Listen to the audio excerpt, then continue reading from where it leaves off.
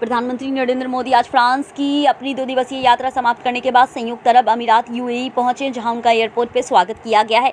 वहीं पीएम मोदी की यूएई अधिकारी यात्रा से पहले दुबई के बुर्ज खलीफा में भारतीय राष्ट्रीय ध्वज के रंग प्रदर्शित किए गए हैं। अबू धाबी पहुंचने पर पीएम मोदी के हवाई अड्डे पर अबू धाबी के क्राउन प्रिंस शेख खालिद बिन मोहम्मद बिन जायद ने स्वागत किया है। स्वागत पे आभार व्यक्त करते हुए पीएम मोदी ने ट्विटर पे पोस्ट किया है कि आज हवाई अड्डे पे मेरा स्वागत करने के लिए क्राउन प्रिंस का आभारी करता हूं मैं। वहीं पीएम मोदी के अबू धाबी हवाई अड्डे पे पहुंचने पर विदेश मंत्रालय अधिकारी प्रवक्ता अरिंदम बख्शी ने ट्वीट किया है। समझदारी को आगे बढ़ाते हुए प्रधानमंत्री नरेंद्र मोदी अबू धाबी पहुंचे। अबू धाबी के क्राउन प्रिंस महामहिम शेख खालिद बिन मोहम्मद बिन जायद अल नहयान ने हवाई अड्डे पे उनका गर्मजोशी से स्वागत किया है।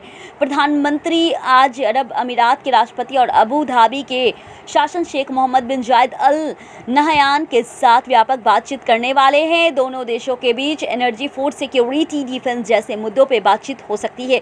दोनों देश रणनीतिक साझेदार एक ऐतिहासिक व्यापक समझौता पर हस्ताक्षर करने के बाद प्रगति की समीक्षा करेंगे। इसके अलावा G20 के एजेंडा को लेकर के भी बातचीत होगी। नरेंद्र मोदी के प्रधानमंत्री बनने के बाद ये यूएई का 5वां दौरा है। वहीं प्रधानमंत्री नरेंद्र मोदी इससे पहले फ्रांस यात्रा पे थे। पीएम मोदी ने यात्रा का यादगार बताते हुए फ्रांस के राष्ट्रपति एमुनुअल और फ्रांस के लोगों को भी आभार व्यक्त किया है।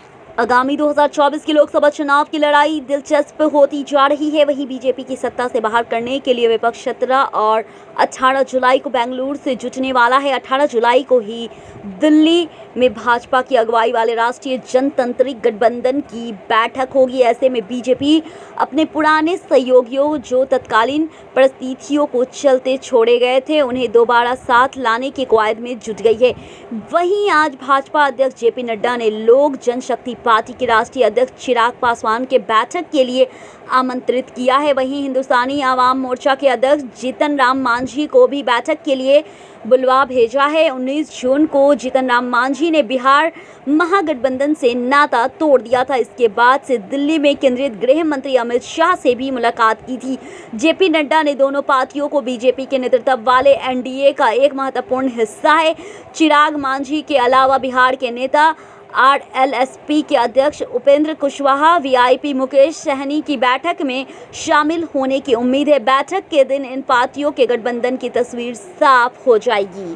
प्रधानमंत्री नरेंद्र मोदी की फ्रांस यात्रा पूरी हो चुकी है। अब वे यूएई पहुंच चुके हैं। फ्रांस में पीएम मोदी को कई समझौते किए गए नामचीन शख्सियतों से मुलाकात की है।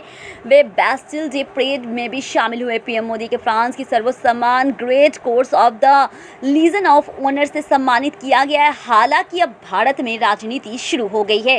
कांग्रेस नेता राहुल गांधी ने मणिपुर हिंसा पे पीएम मोदी की चुप्पी पे अब निशाना साध दिया है।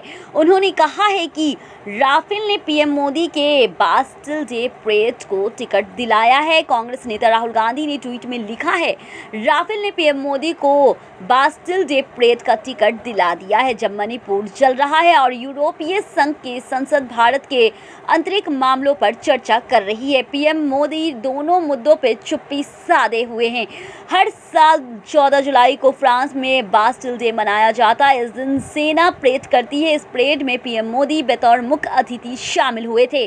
पीएम मोदी ने परेड की तस्वीर पोस्ट करते हुए लिखा है कि फ्रांस की यात्रा यादगार रही है। इससे और विशेष बना दिया गया है क्योंकि मुझे बास्टिल दिवस समारोह में भाग लेने का अवसर मिला था। भारतीय दल को परेड में गौरवपूर्ण स्थान पाते देख अद्भुत थे कि मैं असाधारण गर्मजोशी और आतिथ्य के लिए राष्ट्रपति एमुनुअल और फ्रांसी लोगों का आभारी हूँ। भारत फ्रांस के दोस्तों में आगे बढ़ रहे हैं। पीएम मोदी की फ्रांस यात्रा के दौरान भारतीय नौसेना के अधिग्रहण का सौदा आईएनएस विक्रांत वहां के लिए 26 राफेल समुद्री लड़ाकू विमानों की भी घोषणा की गई है। असम के मुख्यमंत्री हेमंत बिस्वा शर्मा की सब्जी की कीमतों पर बढ़ोतरी को लेकर के मियां समुदाय के मुसलमानों को जिम्मेदार ठहराने के बाद अब विवाद खड़ा हो चुका है। वहीं all India United democratic front के चीफ बदरुद्दीन अजमल ने इसकी निंदा करते हुए कहा है, सीएम राज के प्रमुख और उनके मुंह से ऐसे शब्द सही नहीं लगते। बदरुद्दीन अजमल ने कहा है, उन्हें ऐसा नहीं करना चाहिए था। ये सब करके वो मुसलमान और असामिया लोगों को अलग अलग बांट रहे हैं। बदरुद्दीन अजमल ने आगे कहा है कि अगर ये सब होने के बाद भी कोई घटना घटती है तो इसके लिए सरकार और सीएम हेमंत बिस्वा शर्मा जिम्मेदार होंगे। वहीं इससे पहले हेमंत बिस्वा शर्मा के बयान के बाद MIM चीफ असदुद्दीन ओवैसी ने भी पलटवार किया था। उन्होंने ट्वीट करके कहा है, देश में ऐसे मंडली है जिसके घर में अगर भैंस दूध ना दे या मुर्गी अंडा ना दे तो उसका इल्ज़ाम भी मियाँ पर ही लगा देंगे। इतना ही नहीं, उन्होंने आगे कहा है, PM मोदी आजकल विदेशी मुसलमानों से गहरी दोस्ती निभा रहे हैं, उन्हीं से कुछ टमाटर और दूसरी सब्जियां मांगकर काम चला लीजिए। दरअसल हेमंत बिस्वा शर्मा ने गुरुवार को कहा था कि पूर्वी बंगाल में मूल के मुसलमान आसाम के लोगों से ऊंची कीमत ले रहे हैं। उन्होंने कहा था कि गुवाहाटी में मियाँ लोगों ने स्थानीय सब्जी बाजारों पे नियंत्रण कर लिया है। अगर कोई आसामिया युवक सब्जियां बेच रहा होता है तो वो अन्य आसामिया साथी नागरिकों से बढ़ती हुई कीमत नहीं ले सकता है। इतना ही नहीं, CM हेमंत ने आगे कहा है कि मैं आसामिया युवकों को आश्वासन देता हूं कि मैं सभी मियाँ मुसलमान सब्जी विक्रेताओं को शहर से बाहर निकाल दूंगा। आधे से ज़्यादा भारत बारिश और बाढ़ की मार झेल रहा है। देश भर की ये तस्वीर काफ़ी देखकर आपको डरावनी लगेगी। आधा भारत बारिश और बाढ़ के चपेट में है। देश के अलग अलग राज्यों से आ रही तबाही की ये तस्वीर काफ़ी टेंशन देने वाली है। वहीं राजधानी दिल्ली की बात करें तो इस साल मानसून में जो देखा है वो आखिरी बार 45 साल पहले देखा गया था। यमुना का ये रौद्र रूप देखने के लिए लोग तैयार नहीं थे। वहीं दिल्ली में बाढ़ का खतरा अब तक टला नहीं है। यमुना ने अपने खतरे के निशाने से 2 मीटर ऊपर बह रही है। वहीं उत्तराखंड की बात करें तो उत्तराखंड में मौसम बिगड़ने की चेतावनी के बीच चमोली ज़िले में भूस्खलन हो गया है, जिसके बाद बद्रीनाथ हवाई ब्लॉक हो गया है। वहीं हिमाचल प्रदेश में भारी बारिश के बीच किसानों की फसल बर्बाद हो चुकी है। वहीं बिहार की बात करें तो बिहार में हुई मूसलाधार बारिश के बाद पटना का विधानसभा परिसर तालाब बन चुका है। शहर में जगह जगह जल भराव हो गया है। वहीं दिल्ली के बाद अब मथुरा में यमुना का जलस्तर बढ़ चुका है और वहां के भी निचले इलाकों में पानी भर गया है। पंजाब आसमानी आफत का कहर झेल रही है। कई इलाके जलमग्न हो गए हैं, जिसके बाद लोगों को रेस्क्यू कर सुरक्षित जगहों पर ले जाया गया है। अब बात आगरा की करते तो आगरा में ये तस्वीर जहां ताजमहल दिख रहा है, उसके सामने पूरा इलाका पानी से डूब चुका है।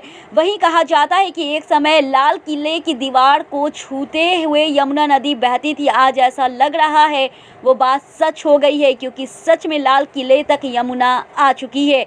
उत्तराखंड से लेकर के सिक्किम और कर्नाटक से लेकर गोवा तक देश के लगभग सभी राज्यों में बारिश का अलर्ट अभी भी जारी है।